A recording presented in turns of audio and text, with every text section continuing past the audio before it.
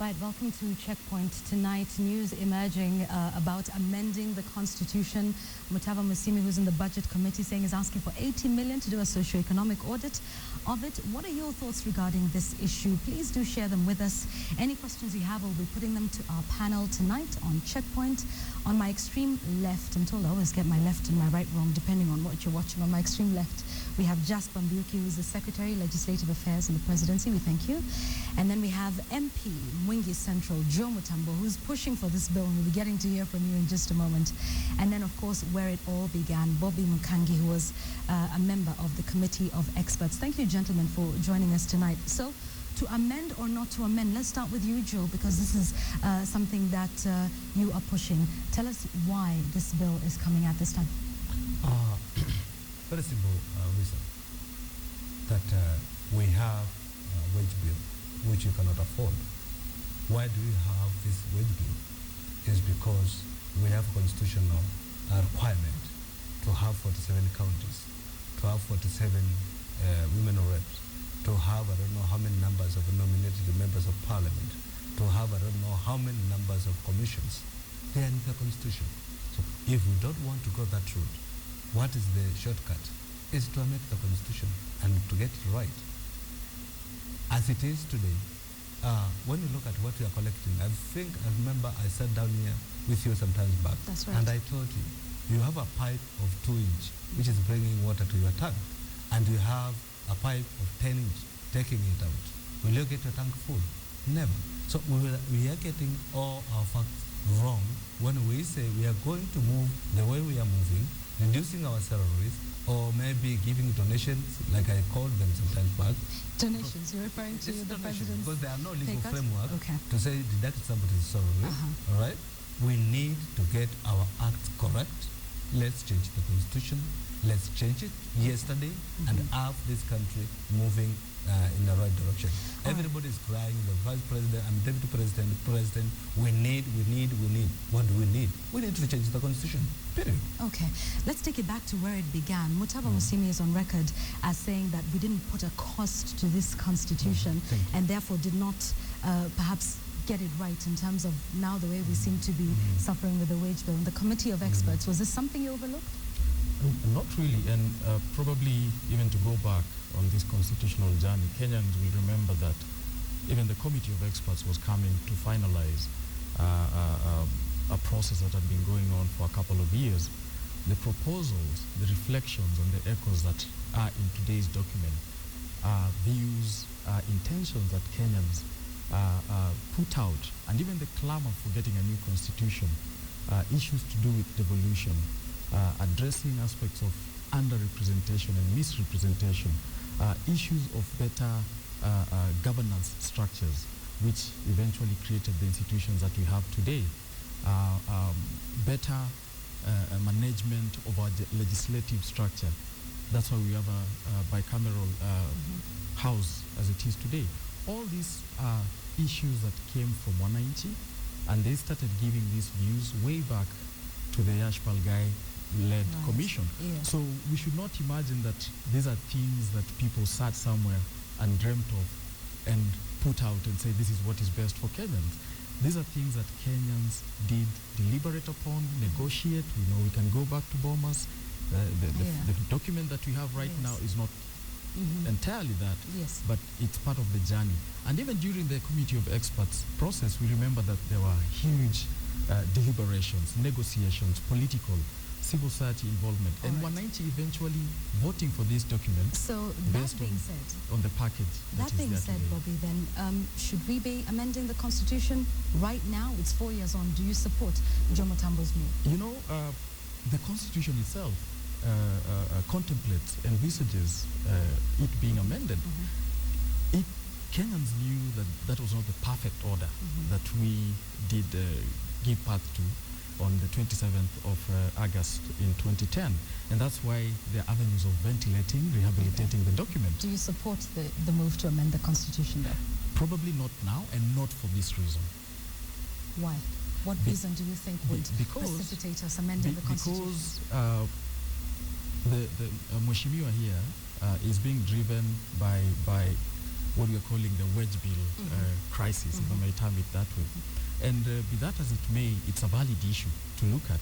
And there are many other issues also within the constitutional order. So, but for you, because of the wage bill, amending the constitution is not enough, is not reason enough? Have we examined other ways of really bringing order, efficiency in the cost of how we are managing our governance structures?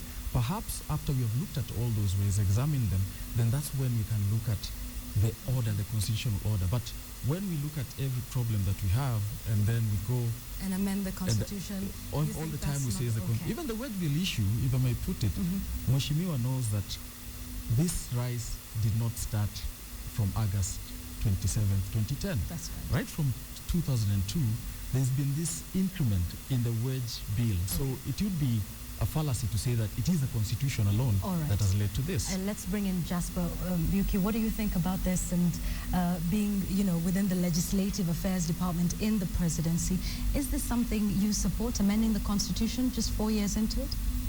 Okay. I cannot really say to support or otherwise in regard to this new constitution, but we must place everything in actually the context it's in. There are various amendments that have been mooted to amend the Constitution. And one of the first amendments that have been mooted is an amendment to the Constitution in regard to the Equalization Fund. If you look at the genesis behind the establishment of the Equalization Fund, it was give the government an element of discretion to be able to elevate marginalized areas within this country. And therefore, members of parliament are seeking to amend that provision to make sure that the Equalization Fund falls within the bracket of the CDF.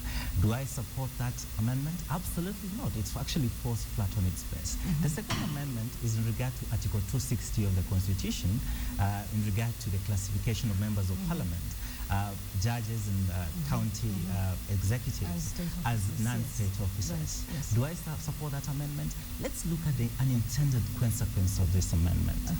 One of the unintended consequences of this amendment, besides what is in the memorandum that is accompanying the amendment, is the fact that this amendment will actually strike off members of parliament, judges, and members of the county assembly of Chapter 6. Chapter 6 will actually not apply to them on leadership, on integrity. And I want to stop you there for a moment, because we'll get to that. Allow me to proceed. That simply means that we can actually have non-citizens of this country being elected as members of parliament. The consequences are dire. Let's patch up amendments really will change the foundation, will change the frame that actually this constitution was very well crafted. And we'll get to that in a moment, because we want to also, question the motives and intentions of the National Assembly in certain aspects. But back to the question, do you support the amendments to the constitution? Would you support a referendum process, as Joe Mutambo is talking about? The number of members of county assembly nominated, removing the certain representations? I would not, for the following reasons. If you look at the proposed amendment by Honorable Joe, it's actually around the county structure framework. I sit back and ask myself, when did the counties kick in? Despite the constitution having been promulgated 4 years ago, when did the county structure kick in? On the 4th of March 2013. Governors were sworn in on around late the last week of March 2013. And I sit back and ask myself, is 1 year a sufficient period of time, sufficient to trigger a constitutional amendment in regard to devolution? What are the lessons of devolution so far? And devolution is one of the greatest ideals that will transform the socio-economic and social fabric and the political fabric of this country. Joe, I feel honestly that that attempt will actually fall short of the very ambitious program by the Killing devolution, Joe, with your book? This is the problem. This is now the real Kenya and the real Kenyans we have. When you touch this, they jump. They go to another place. It's like a play. What we are saying here, we have a problem of a wage bill. Everybody is crying, even to their bedroom. Everyone. The president is crying, deputy president is crying, Sarah Serem is crying. Everyone, we are talking about wage bill. Give me a minute. When we try to address the issue of wage bill, they will start telling you we are killing devolution. They run now there to hide themselves there. It is not the question of trying to kill the devolution. Actually, what we are saying, let us have less units so that we can manage them well. I will give an example. When we are sitting here, we have 47 counties. These 47 counties, they are employing day and night. Assume we have 500 people employed by counties, senior people, earning 300,000 shillings daily, because I have those marks. Okay? You get 7 billion per month. What am I proposing? Have the same number of 500 people, pay them even 500,000. After 10 counties, you will spend 2 billion, 2.5 billion. How much have we saved? 5 billion. Where will you take that money from? To do infrastructure, to pay teachers, to pay soldiers, Understood. and the rest. Jasper? So this is the point you are missing. We need to look at wage bill in a more holistic sense. We cannot just look at wage bill in regard to members of parliament that we have. Question is, how many members of parliament do we have? And what is the total cost of sustaining that structure that we have? Which is probably what he's talking about in terms of reducing the number. It's a barely $1 billion plus. If you look at the contribution of the legislature alone to the total wage bill bracket, it's actually, I would not call it an insignificant number, but it's a number we can live with. And let's also go back and ask ourselves, in the clamor for having more representation in the House, from 210 members of parliament as initially was to 290 members of parliament as initially was, what was the driving force behind this? Let me put it to you this way. Perhaps there's people who don't feel well represented by the higher number of those. And even if we say it's insignificant, for an average Kenyan listening, 1 billion shillings can do quite a bit, Jasper. To call it a little bit insignificant, don't you think that's a bit... It's not about, it's not being insensitive at all. It's being realistic. But And also aligning, and also aligning ourselves to the global practice. Let's look at, for example, the UK. With 60 million citizens, the parliament has 700 members. Let's even go cross-border to Uganda and ask ourselves, and our comparative, and the comparative, and the comparative. Is it about the number of people, but is it also about whether our economy can sustain it? Representation in the House. Bobby? Representation in the House is representative by the number of people you present. It's a basic. And what if the people don't feel adequately represented within the National Assembly? What then? You cannot say the people are not adequately represented in the National Assembly. As in pay for performance, these are the same people like, who bequeath this country with the Constitution. Well, now they might want to change with it. close to 3/4 of actually the... Okay. And that's what I'm saying, and I said earlier, and I keep on saying that even the Constitution itself, that's why it gives avenues for rehabilitation. It knows that at some point that rehabilitation might be needed, but you think of those reasons as to why you want to touch that order, that package, and especially for us as Kenyans, that came at a very high cost. You remember that, Mheshimiwa, that this took us a long time. Blood was poured, tears were poured, sweat was shed for Kenyans to get to work, to where we are today with this order that we have. So issues will be there, and issues will need to be addressed. But whenever something happens in the country, and we look at and say, it is the Constitution that we need to touch, I think then we'll be missing the point. The issues that you've raised, for instance, the number of units of counties, I would like to put it to you that my suspicion is that if you go out to a 90, and you'll need to go out to them for them to determine the number of devolved units that you might have, don't be surprised if Kenyans actually ask for more, where your intention might be to come back to the 10 as you proposed, because I remember the debates. I remember the debates during the run-up to the referendum, and some of the people who fervently opposed the devolution structure were actually opposed to it because they did not have units they felt represented them. So and this said, is we a want matter of our personal own interest, do you think? Because making a constitution is a political and legal process. Exactly, and that's what you need to be alive to. So is that what you think are his intentions? It's more political rather than anything else? You know, if I slept and woke up and I was told that Kenya is suddenly called utopia, then I would be lost to that. So those reasons might be there. Joe? This is the point. If we legislate or if we make laws to suit ourselves, then we are getting it wrong. We do not have to legislate or to make laws based on our tribes.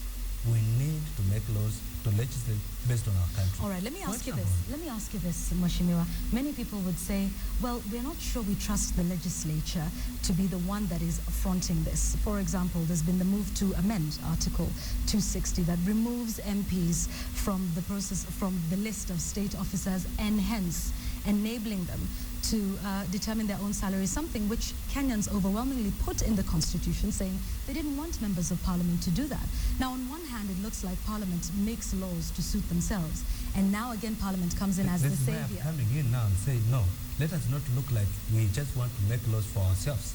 Let us make laws for the country. But can the point. country trust And- parliament and to do this, that? This is the point. No, you see, it's not everybody who supports that, all right? And this is the point I want my friends here to understand.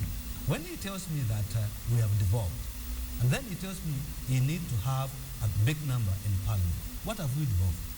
Okay? This is double standards. We are saying we have devolved all the functions. So let us also devolve legislative roles. Let us go to counties and make laws in our counties. Why should we have 400 members of parliament in Nairobi?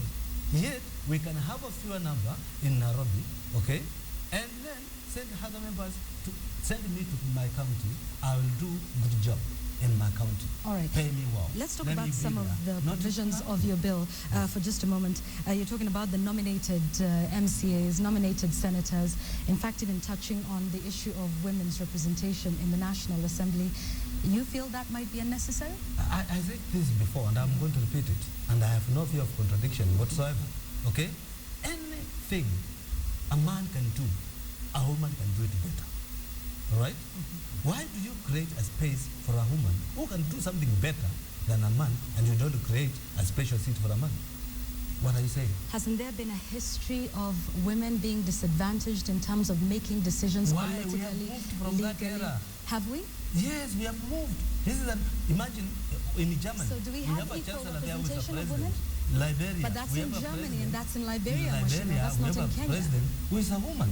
How did they become? Was there a seat created for a woman? Surely, No. Mheshimiwa, the situation that is in Liberia We might need- not we be need- the same situation that prevails here in Kenya. Exactly. And this is the point I'm trying to bring in. When we say that we want to have so many counties, who are we emulating in this world? Talk of America.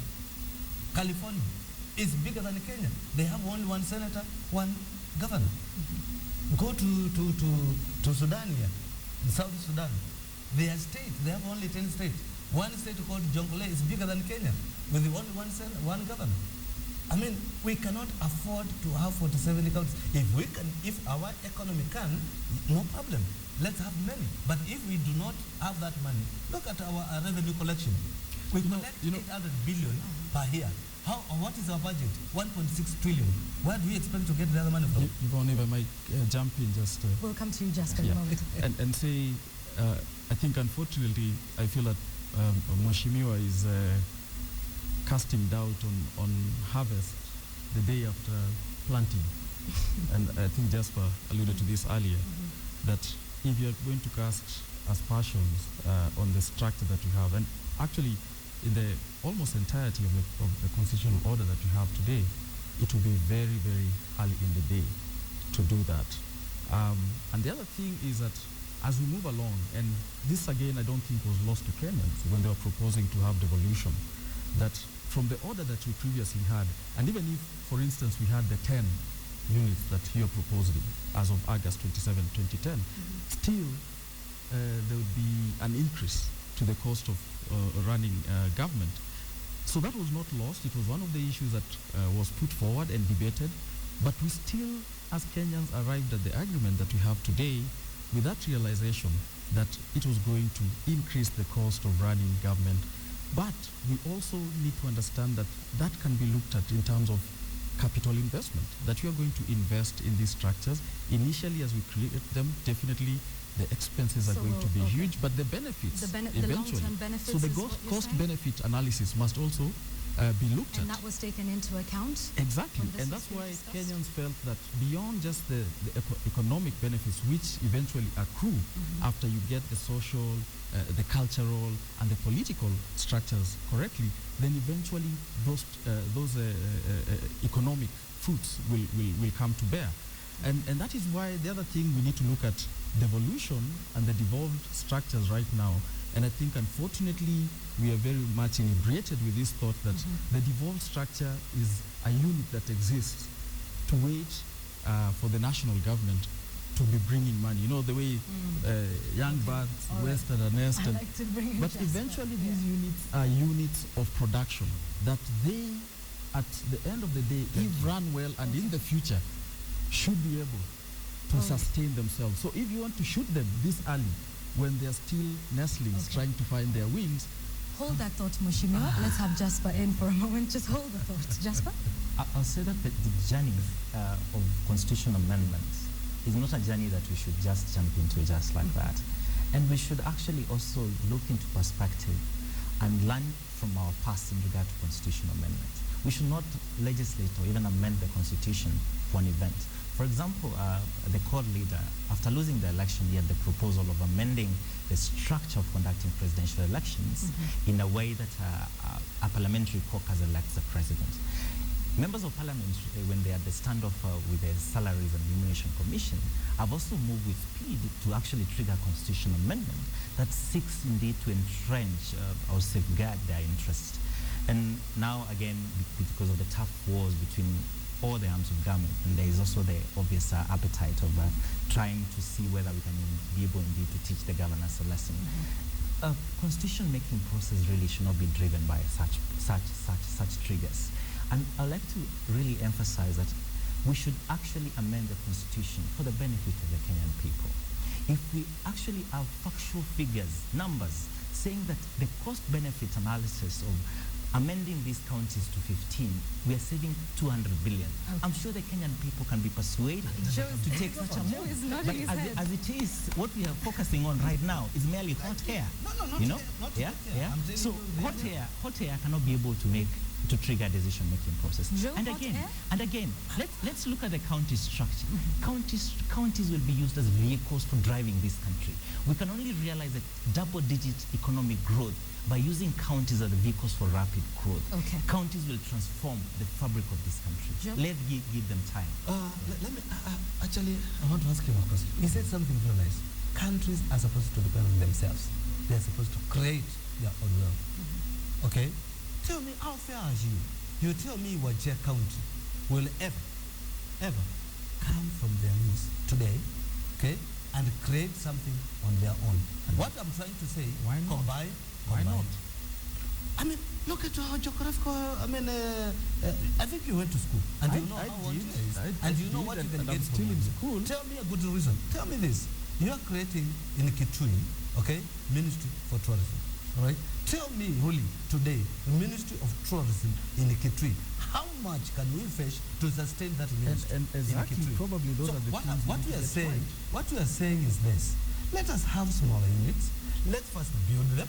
Okay. If we want to grow, let's grow. But we don't start by. I mean, we cannot buy more than we can chew. Allow me to contribute further. We also need to go back into perspective and ask ourselves, where are we coming from?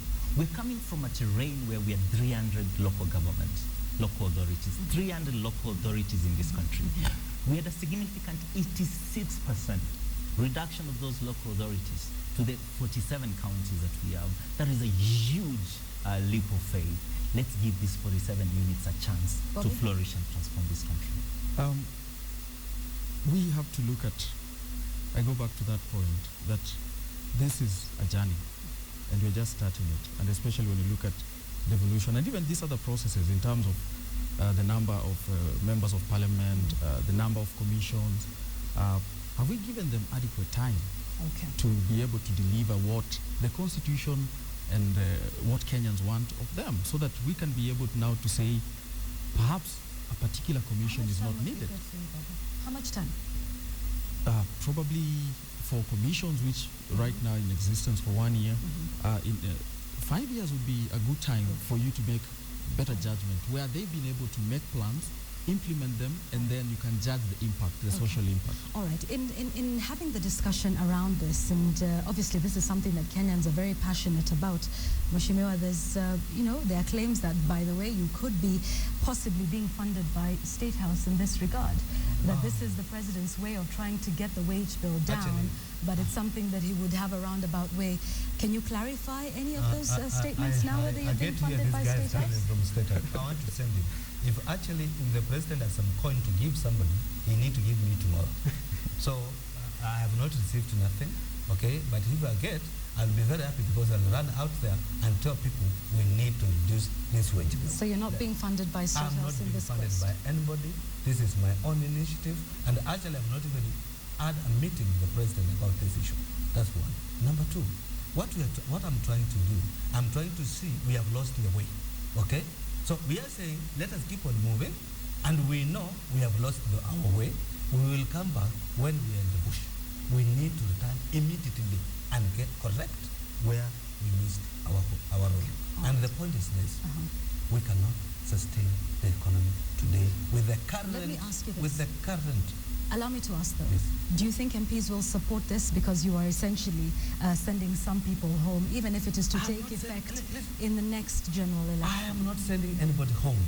What I'm actually on my bill, I'm proposing to have this effected during next general election. But surely there are some And people in this parliament who are hoping to history be able has to it. get to a position. Last parliament, we had 221 MPs. Today, we have only 28 who came back.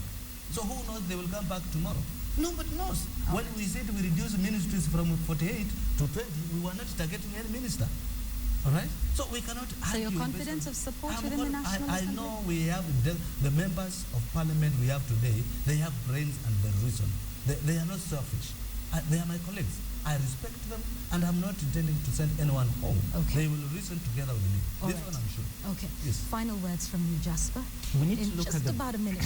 We're out of We need time, to look at sorry. the building blocks of the wage bill. Let's cluster this thing. First ask ourselves, what's the contribution of the national security forces within these wage bills, so that we are able to have a better picture, a true reflection of what this wage bill is actually constituted of. Ask ourselves, what's the contribution of the Teacher Service Commission and teachers to this wage bill? What portion is the judiciary drawing from it? What portion is the executive proper drawing from it? And what portion is the mainstream civil service drawing from this wage bill? From that, then we'll be able to make a decision as a country. And that's why we're having a conversation in the country around how do we manage this wage bill. But one thing for sure that the wage bill cannot, the one issue that cannot manage wage bill is piecemeal amendments of the Constitution. All We right. need to look at this in a broader context and also put in place austerity measures that will also curb down government expenditure and also wastage, so that we are also able to run a very efficient, lean government that is also able to deliver on the promise to the Kenyan people. Okay. Yeah. Bobby, let's have final words from you. I think I'm encouraged by the debate that's ongoing, especially this early in the journey, that we are looking at the new order that we did draw up as Kenyans. And as we learn through the journey, we're picking the positives, we're picking the negatives, the opportunities, and the strengths. And we need to keep on doing that. I commend Mheshimiwa for trying to come up with a solution to one of the issues, and I think that's what needs to be done. The other day I was talking to a friend who's a legal scholar, and he was saying he's looking into studying what the efficiency of the Constitution is. And those are the things that we're encouraging. But I think what we should not be lost to is to always go to the extreme, and I feel this is a bit in that direction, that yes, we have problems, we have issues that need to be addressed, but because we are in a transition and the Constitution is always the elephant in the room, whenever we have something, we look at, So you we feel say it's we an point attack on the towards, Constitution? to some extent, it is. All right. Yeah. Here's something. Wema on Twitter saying, correcting you, Mheshimiwa, Jonglei State, 122,581 kilometers squared. Larger than Kenya, which is 531,000 kilometers square. You had said Jonglei was bigger than Kenya. It is. Is it? Maybe you don't get this correctly right. So you stand by the I fact that would- Jonglei is I in know it Kenya. better. You Allow me also to Okay. clear the air in regard to the issue that is Yeah. under instruction. Right. I would say that Jubilee in Parliament, we have more troops in the history of this country Yes. than any other previous government. And so we have really no time or opportunity of going through opposition members of Parliament so that we can circumvent and introduce bills in Parliament. If the President wants to make have any bill introduced in Parliament, certainly he will follow the right structures which are within our parliamentary structure of having the lead of the majority, who is very able and capable of moving a motion, tabling a bill in Parliament, making that amendment. Okay, Yeah, all right. yeah. Thank you, gentlemen, for this discussion. I can only give you 30 seconds, Mheshimiwa. I'm Well, sorry. The only thing I Out can of say time. is this, okay? we had President Kenyatta, we had President Moi, we had President Mwai Kibaki. We never had any president crying about wage bill. We only have Uhuru Kenyatta crying about wage bill, and the reason being, we did not have counties before. Today we have counties. That's why. Okay, all right. And on that note, we conclude our discussion, and of course this will all come to you if it gets to that point. What will you decide? Will you vote to amend the constitution, or will you not? This is a discussion that definitely must go on. Olunga Otieno on Twitter, you say, tell them it's not the constitution we need to change, it's the people we elect to implement it. Those are your views. We'll be trying to go through some of them. Thank you for your feedback on Checkpoint. Let's take a break. We'll be right back.